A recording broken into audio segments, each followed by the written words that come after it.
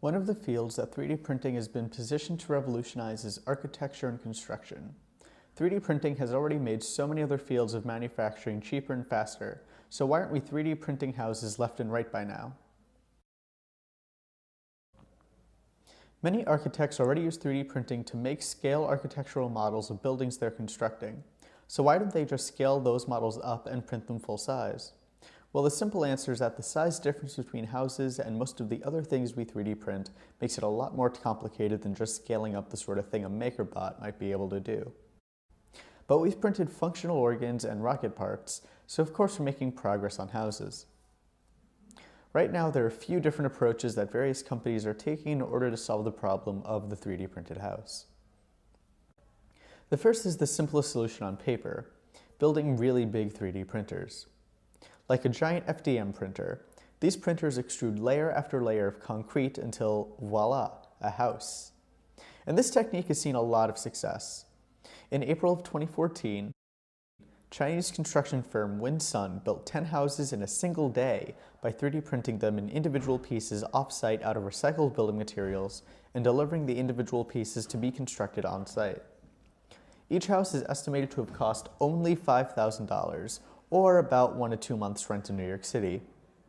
They went up themselves using a similar process in January of this year, when they built a 5-story apartment building and villa. A New York City architect and contractor is working with Enrico Dini to build a 2,400 square foot house and pool estate in upstate New York using Dini's own giant D-shaped 3D printer. They expect this project to complete within 2 years. The main problems with this process have to do with materials and size. Right now, a lot of these printers are huge, and a lot of the printing has to be done off-site and moved rather than being printed on-site.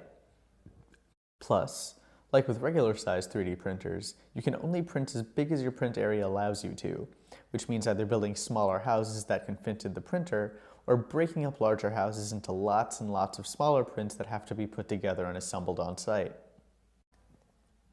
A lot of these printers also use concrete or similar materials to build in, which has its own limitations including sourcing, waiting for layers to solidify, and only being able to handle so much weight before collapsing in on itself. Another approach to 3D printing buildings involves going smaller, not bigger, and using computer algorithms to print buildings modularly. Instead of printing, let's say, an entire wall outright, layer after layer, these projects involve finding the perfect 3D printed brick to construct buildings out of. These bricks can be made out of varieties of different materials and printed in many different shapes, giving each build a unique quality to help the final product adapt to its environment.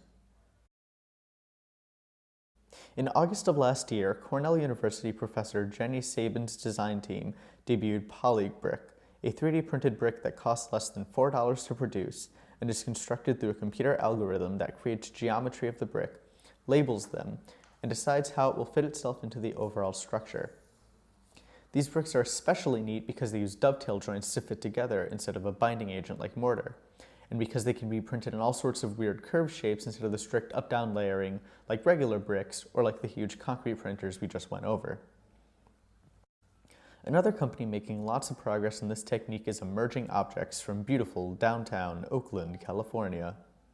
Using primarily binder jetting machines, Emerging Objects experiments with finding new ways of construction that only 3D printing can take advantage of.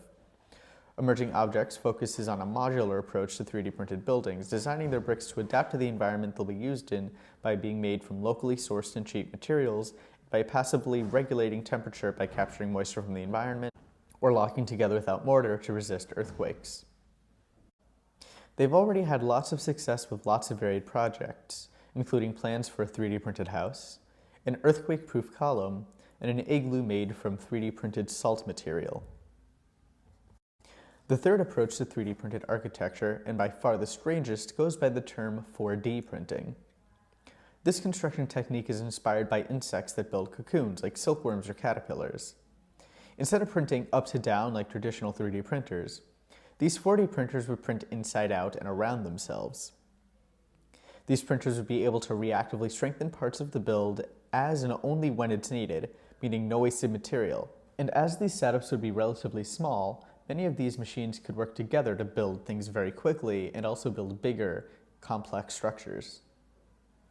Besides procedurally being unlike any previous form of human building technique, the results are also appropriately alien, with silk-like skeletons instead of solid walls, and swoops and curves instead of straight lines and corners.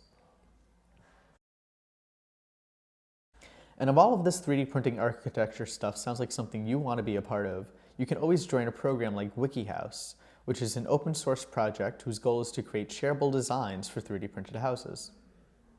It's still a couple years off, but don't be surprised if sometime down the line the construction noises you'll be complaining about won't be from jackhammers and cranes, but the whiz and buzz of a swarm of 3D printers. Thanks for watching.